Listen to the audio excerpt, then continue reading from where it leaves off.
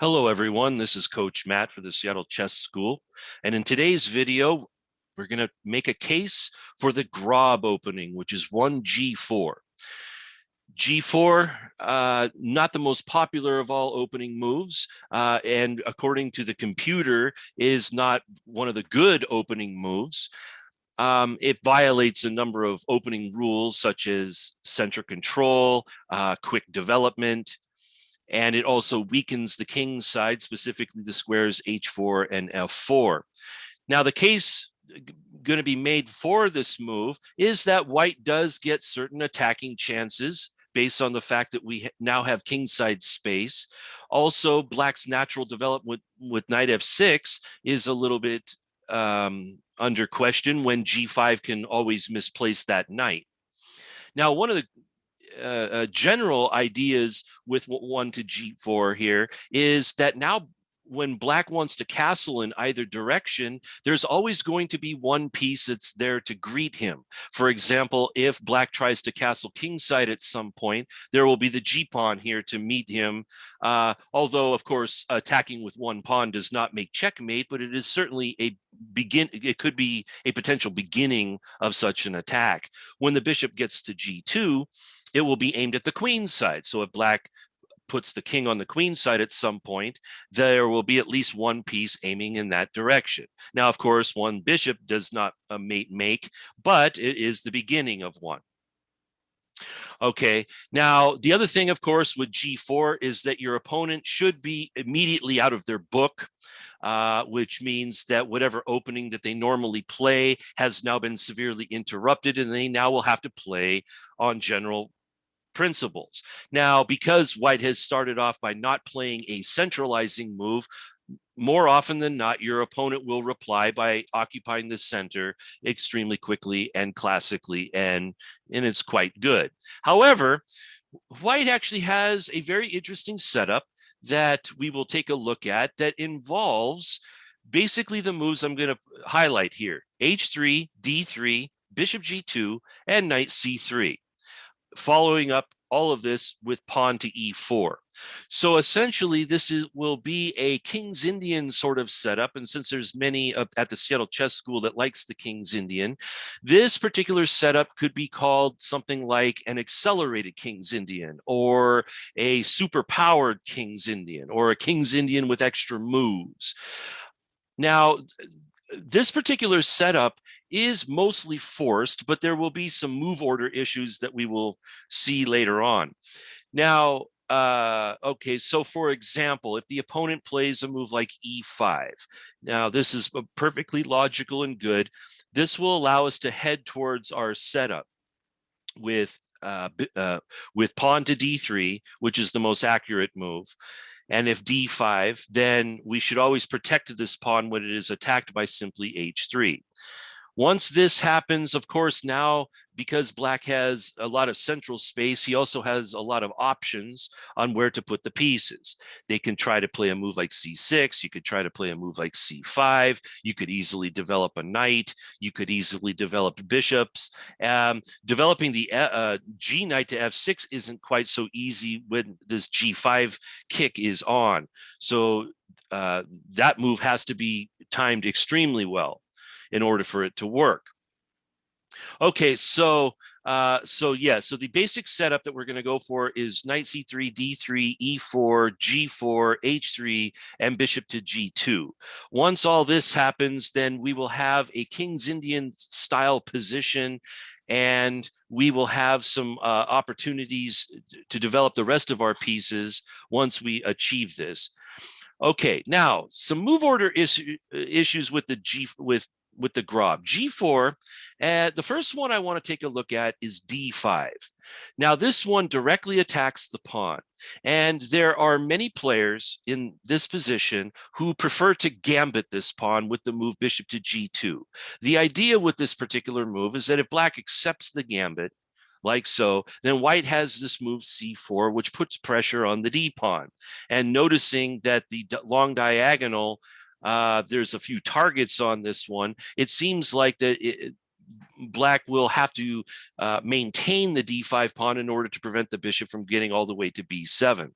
In my opinion, Black should ignore this and just continue to gain space with d4, simply sacrificing the b7 pawn. We must defend the rook, and the only move to do that is to play knight to d7, guarding the rook. And when white captures and black captures like so, there is a number of things happening in this position that in my opinion, is in black's favor. White has almost no development at all. In fact, has no development at all. There's already an attack on the rook, so a move like f3 is already completely necessary. Making a move like knight f3 actually should lose at once to d3. So this undermines the e2 pawn, and it puts unbearable pressure on both of these diagonals. So even after a move like f3, in the old days, d3 was considered winning here for black until it was discovered that after d3, white can simply play knight c3. And this, with a slight tactical threat of knight to d5, but also white can consider playing pawn to e4 to try to get out of his cramped situation. It later turns out that black can just simply play a move like e5, and when white plays d3 themselves, then black just merely needs to develop the rest of their pieces, move out the knight, move out the bishop, castle, and have a really excellent position where black is down material here, but the lead in development ought to give black a really good game. So as this line goes, in my opinion, when the bishop is ever attacking the pawn, we should just simply play h3. Just simply guard the pawn. And as we can see the rest of the moves, this is what we are trying to play for here. Okay, now let's back up one move. There is the possibility of playing e5. Now, in this particular variation, black is threatening to play h5. So this means if white just simply develops a bishop on g2, because this is what we're going to do anyway, then when black plays h5, white has a very unpleasant choice here on what to do with the pawn. Pushing the pawn, of course, loses the pawn. Taking the pawn does open up the G file, and in some cases, black can even make a move like queen to G5 with some unpleasant pressure. And so this means that the G pawn is actually going to have to do something unpleasant. So because of this, it turns out that the best move for white in this position is to play the move D3. This is a move that we're going to play anyway, but the key to this is that the G5 square is now protected. So this means any attack on the G pawn will just simply be met by advancing. So for example, if h5 here, we could play g5. And again, we are starting to get some space on the king side and already have a sort of non-standard, non-traditional position where you can easily play for the win and both sides are on their own. So against e5, d3 is important, and against d5, then h3 is important. So in both of these lines, we do not see the bishop going to g2 right away. Important consideration. All right, now, so let's take a look at what happens if we just give both sides some moves. I will show you the setup that that we're trying to go for here. So here we should play d3. On d5, we should play to play h3. And one of the main moves in this position for black is to play c6. This is going to make sure that the bishop, when it reaches g2, is not going to be on a very pleasant diagonal temporarily. So we should play bishop to g2 anyway, because this will help in some lines with kingside castle. And in some lines, we can put pressure on d5, and the bishop will be useful in helping out with this.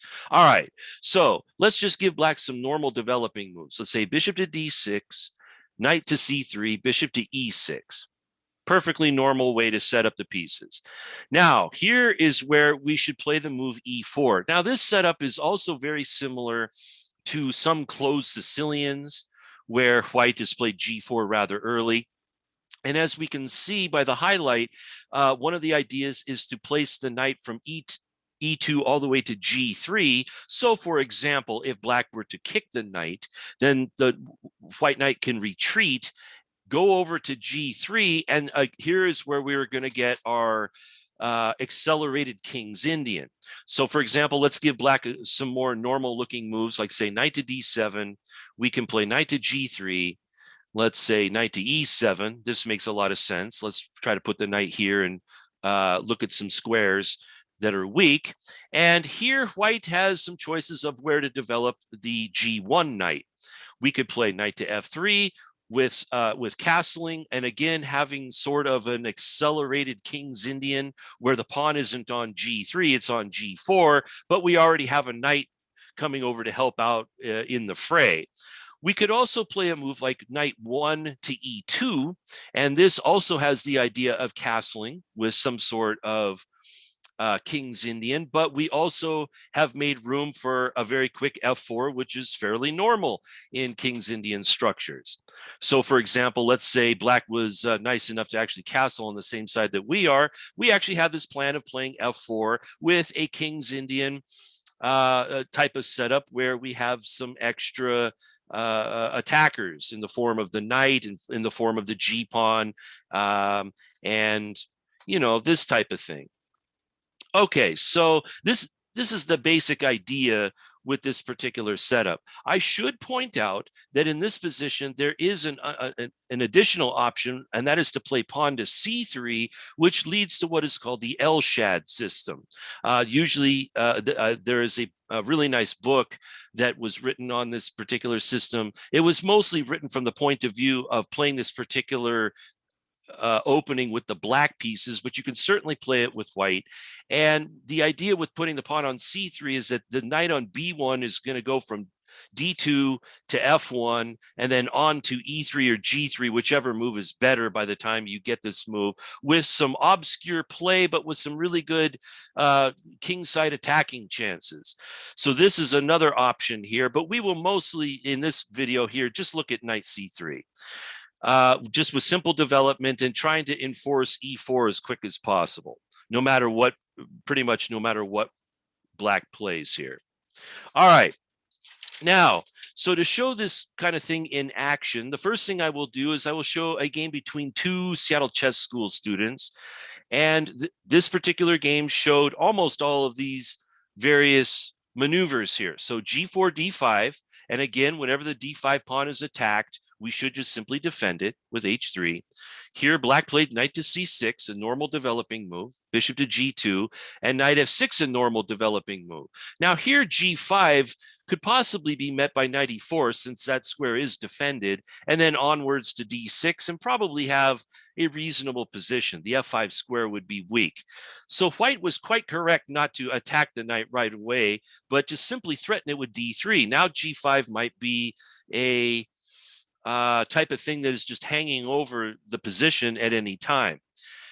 Now here, black played E6 instead of E5, which again grabs all of the center. But this particular move, E6, this is easily something that could happen earlier in the game when the opponent, who might be like, say, a French defense player, might play this move just on general principles. Well, I always play pawn to E6 and I always play pawn to D5. I always play the French. These kind of openings do not really test the Grob all that much because, again, you could just go for the normal setup of D3, knight C3, bishop G2, and E4 and play it like an accelerated King's Indian.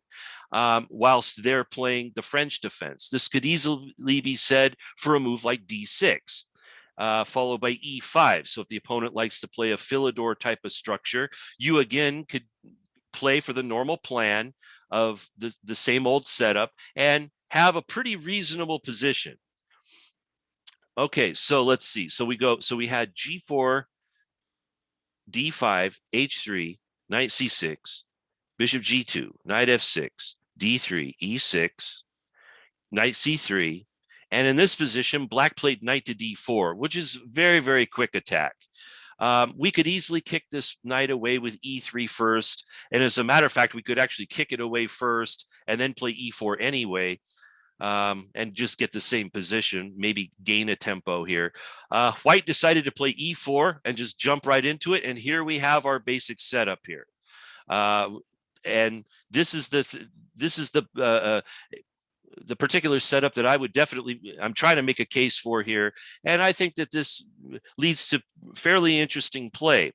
Now here, black played an aggressive move, bishop to b4. So at the very least, this knight is now pinned. All right, knight e2, trying to help out.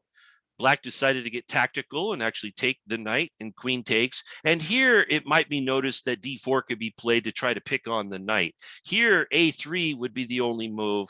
And on bishop to a5, we would have to play a move like this. And these kind of positions, if this is what happens, this is somewhat unusual. I mean, we've got some weak pawns over here, but black's got the bishop pair. G5 is still a great attacking idea, especially since knight h5 is taken away. And it just leads to a fairly interesting position. But this is not what happened in the game. In the game, the bishop took the knight with check. And of course, we captured back, and black decided to castle. Now, in these kind of positions, this is where the Grob gets really fun, especially against people that like to castle kingside, no matter what happens. Then again, we have this move, g5, that could be used at any moment to start some business on the king side. Now, as it was, we did not actually have to wait long for this. Here, white found the move bishop to a3, which attacks the rook. And in order to defend this rook, the rook actually moved over, and this takes away one of the squares from the knight, which will be important. Now here, white castled. Now, it may seem like it seems a little bit dangerous to castle behind pawns that look like this, but none of the pieces are coming over here very quickly, nor is the knight. So it's not like we're under attack, but at the same time, we have some abilities to play f4 or e5 or g5. And again, gain kingside space and attacking chances. Here, black took once, took. And after bishop to d7, this is a developing move, but it turns out that it takes away all the squares for the knight. So once again, we have the ability to play g5, which will actually win a piece in this position. However, white played f4. And after a6, actually ignoring this possibility a second time, white finally played g5, and it turns out that the knight is totally lost. Black tried bishop to b5, a counter attack here going for the skewer. However, pawn c4 blocks this out. Black tried to attack on the queen side, tries to attack the c2 pawn. However, we just win the knight. Black takes back, and queen g4 checks. So after this, white is simply up a piece and has a weakened king to play against. Luckily for all of us, this game did not last long. White brought in a piece to attack the queen. The queen gets out of the way. White just simply redirected the bishop against the king. This move was totally ignored, and bishop takes f6 was mate. So this is just a nice little example of what you can get with g4. Now, I will show one last game here. This is a high-rated game from 1985. The person playing white is Barua, and the person playing black is Hoog. I believe Barua is a grandmaster, and Hoog is an international master. I'm sure you guys will correct me if I am wrong. This game was played in 1985. Now, we will see some bits and pieces of the strategies already laid out in this particular game. With e5, bishop to g2. Now, as we know, when the pawn comes to e5, it actually turns out that d3 is a little bit more accurate, because on bishop to g2, here, of course, black can play h5, and white cannot push on. So this bishop g2 move is already slightly inaccurate. Here, black played c5, so it's a little bit more aggressive here. e3, which of course is not part of our system, but we'll eventually get to something that looks a little more familiar. Here, knight to e2 was played, bishop to e6, and the king knight ended up on g3, which is normally the place for the queen knight. However, he puts the king knight here. Knight g3, bishop d6, so black is, of course, developing very classically and aggressively. d3, queen d7, perfectly good. Knight c3. So here we're one move away in a delayed fashion of actually achieving the setup that we talked about earlier. Knight ge7, and here, of course, e4 would complete our little picture here. The only difference is that white has already got the G knight out onto G3. So this might actually be a slight improvement over what was talked about earlier. However, white found knight H5, which is a little bit of an irritating move. We're threatening the G pawn. Black cannot defend in this fashion because of knight F6, which loses the queen. So the G pawn needs some defending, and black defended it with castling. So the king defends, but at least the king is now over here. So we have a clear target to work with, starting with this knight, starting with this pawn. Okay, so now here white played e4 and black played d4. And this is where I was talking about earlier, where if white just simply plays knight to e2, follows it up with castling, and then either goes for like a 2-knight attack with knight g3 and knight f5, or tries to play f4, f5, or something of that nature, very much like in the spirit of the King's Indian defense. This would be the strategy that I think is the overall point to all of this. In this position, however, Barua found something a little more aggressive. So even this particular move might be useful in some of these circumstances, which is to play knight to d5. And already we have a threat of either knight to f6 winning the queen, because if black captures once, it will just simply be captured back by the other knight, and we'll have a royal fork. So this move does come with a tactical threat. Of course, if black captures this with the knight, this makes a fork on the two pieces here. So this wins. And of course, if black captures with the bishop, then it turns out that perhaps black could possibly pick on this pawn and round it up, but now white's got the bishop pair, which gives him certain compensation. So in this position, black took nothing in this position and just simply got out of the royal fork with king to h8. And and this is kind of one of the great parts of the Grob, once you start getting your pieces in this particular formation, is that sometimes you can make moves like this, where we have certain attacking abilities on the king's side, and we're setting up some tactical threats. Now, black was brave enough to capture this one. So white sacrifices a knight for a pawn, but now the king is a bit drafty. Of course, if somehow this queen could get to the h6 square, we'd probably be winning at once. So, excuse me, he did not take on f6. He actually played a very nice in-between move. He played queen f3. So this is now threatening queen takes pawn, followed by queen to g7. And black defended it with f5. So this way, I believe black was intending to actually sacrifice a piece back to try to break this attack. So Barua plays knight f6, attacking the queen. Black backs off. And then instead of taking the pawn, here we have the great part of the first move, g4, which is sometimes we could play g5.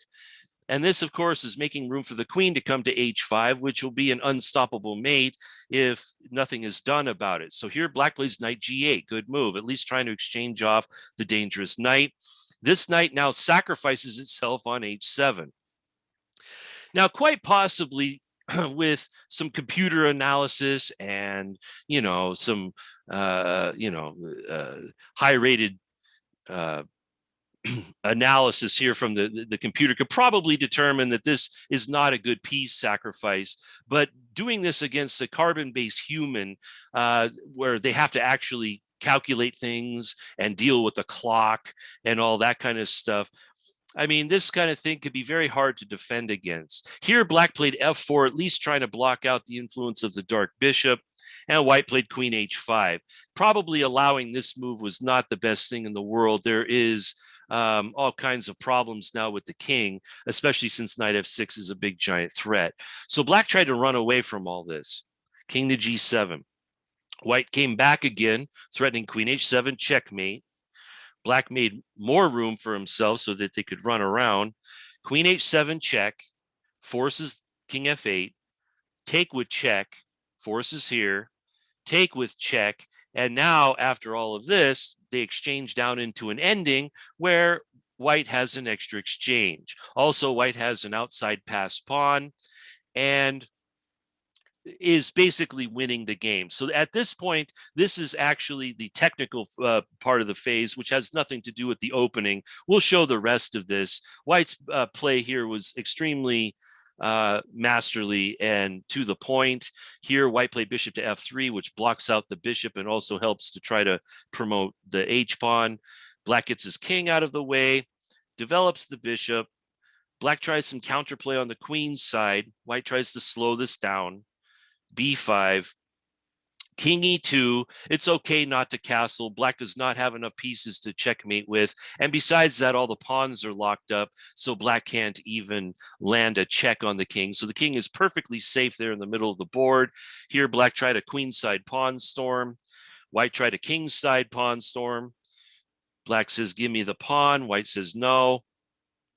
Black says, give me your bishop. White says no. And then Black took this one. So at least he gives himself a passed a pawn, which could make some problems later on. Bishop to g4, forcing the exchange of these bishops since it's pinned. Black played bishop to b2, attacking the pawn. Check, king takes, and c4, just protecting the c pawn. Black tried b4, gaining space, and now we play go pawn go. Takes with check. So now it's a passed g pawn. Black pushes their passed pawn. So this queening square is guarded. So there has to be a couple more accurate moves. Here, Barua finds rook h8. Very accurate, not only helping the pawn promote, but with the idea of coming over to a8 to try to stop the a pawn if needed. Black plays go pawn go. White plays go pawn go. Black tried knight to e7 to stop the pawn, and White simply pinned the knight. And here Black resigned. The threat is queening with check. If Black plays king to f7, then White can simply play rook takes e7 with check. The pawn could be stopped from queening, but of course the rook can come over and stop the a pawn, and White can collect b pawn later on. If capture and make a queen and a2, seemingly this pawn is unstoppable, but this is check, and this should lead to a fairly quick checkmate before this pawn has a chance to queen. So let's wrap it up here. So hopefully this will give you guys some ideas on how to use the Grob opening. Like I said, the overall setup is to play h3, d3, knight c3, bishop g2, and e4, playing it in King's Indian style. Since a lot of you guys at the Seattle Chess School likes the King's Indian, it might interest you to play a position where you have a couple of extra moves. And this has been Coach Matt for the Seattle Chess School, making a case for the Grob opening. Hope you guys will enjoy this, and we will see you on the next one.